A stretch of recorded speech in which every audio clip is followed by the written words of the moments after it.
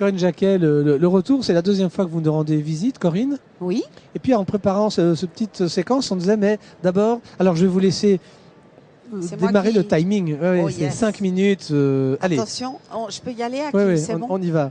Hop, on y va. Puis on s'est dit qu'on passait son temps à se voir et à s'interviewer. Et qu'est-ce qu'on va raconter? Il y a une chose qu'on n'a pas racontée encore, c'est l'entrée au catalogue d'un livre issu de vos ateliers d'écriture. Oui. Monsieur Chose. Les aventures de Monsieur Chose. Et là, la marmite de l'escalade, les jeunes voix comprendront. Voilà. On avait reçu l'an dernier une classe qui parlait de tout ça, mais vous allez nous résumer ça. La de classe manière avec plus... qui j'avais fait le livre, oui, d'ailleurs. Absolument. Oui, alors ça, c'est un péché mignon, c'est les ateliers d'écriture. Et ce matin, d'ailleurs, ici, sur la scène du crime, j'ai eu l'occasion de faire un atelier d'écriture avec 60 à 70 enfants. Le but était très simple.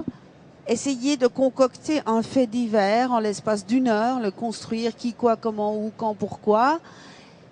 Et les enfants repartent avec un squelette d'histoire qu'ils vont rédiger chez eux, à la maison, en classe. Enfin, après, c'est aux profs de décider sous quelle forme. Et là, vous aurez un regard sur les retours, bien sûr. Alors, moi, je propose toujours mon œil sur les résultats écrits. Certains profs me confient les copies très aimablement et je les relis et je les annote et certaines fois je retourne dans les classes pour leur dire exactement ce que j'ai pensé de leur copie. Votre façon de penser. Oui, mais je pense que c'est utile parce que c'est pas forcément une critique n'est pas destructrice, au contraire, elle est constructive. Et moi je sais que plus on me parle de mes livres et plus je peux me corriger, plus je peux me bonifier. Et je pense que pour les enfants, c'est la même chose. Dire à un enfant, ton texte, il est extraordinaire, mon petit chéri, c'est gentil, c'est pas forcément constructif. Et moi, je leur dis, écris avec moi. Je leur dis, d'accord, tu as écrit, tu as 10 ans, tu as écrit un texte. Il n'est pas encore publiable, ce texte. Mais il y a ça de bon dedans, il y a ça qui est parfait, il y a ce brin de folie ou d'imagination qui est extra. Et puis par contre, tu vas peut-être devoir refaire telle ou telle phrase parce que celle-là, elle est trop scolaire ou elle est trop bébête ou elle est trop bébé ou voilà. C'est dans ces circonstances, mais il y a beaucoup plus longtemps que vous aviez déniché un prix de l'Académie française, je ne vois. Oui, alors Joël Dicker, mais en fait Joël Dicker n'a jamais été mon élève, mais c'est vrai que Joël Dicker... il publiait une revue, non? Voilà, alors, tout petit, il publiait une Gazette des animaux avec un talent qu'on lui connaît aujourd'hui, mais à l'époque on s'en doutait pas. Et moi j'avais trouvé ce môme extraordinaire. Et quand il a sorti son premier livre, j'ai été une des premières personnes à le lire.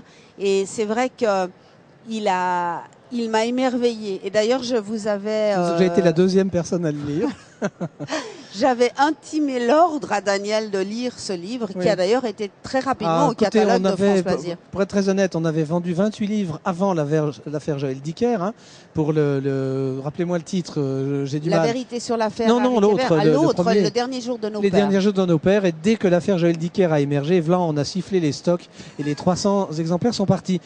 Alors, on va essayer de parler du domaine de Pente dans cette année de bicentenaire. On se souvient que Napoléon a rendu la Genève à elle-même. On est en année transitoire puisqu'on va bientôt se rattacher à la Suisse. Votre prochain roman va se passer dans la région du chemin de l'Impératrice. C'est bien ça? Une partie de mon à roman... 300 mètres d'ici, oui. Voilà, une partie de mon roman se passe effectivement pas très loin d'ici, au chemin de l'Impératrice, parce que j'avais envie, en cette année du bicentenaire, de parler du départ de Napoléon et de ce que Napoléon a laissé ou pas à Genève.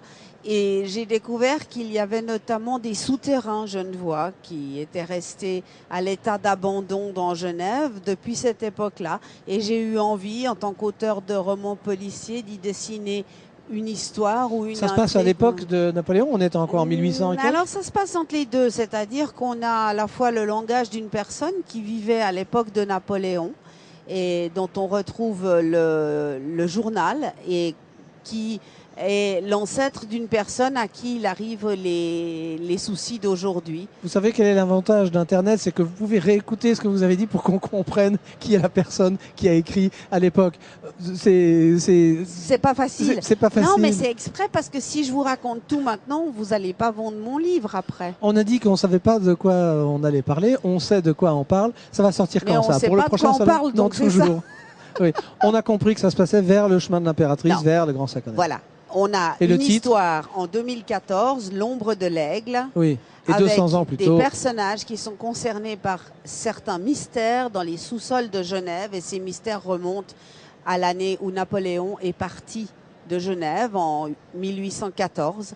Et nous avons au chemin de l'Impératrice une partie de cette histoire familiale, puisque au chemin de l'Impératrice, en 1800, non pas 14, mais 12, vivait Joséphine, l'impératrice, qui a laissé son nom au chemin.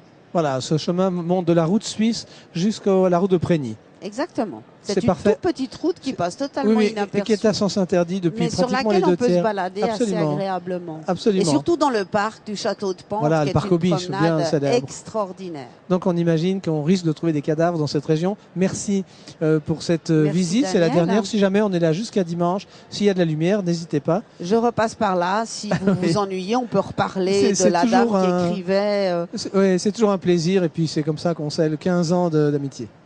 15 ans déjà. Merci oui, Daniel. Terrible. Merci.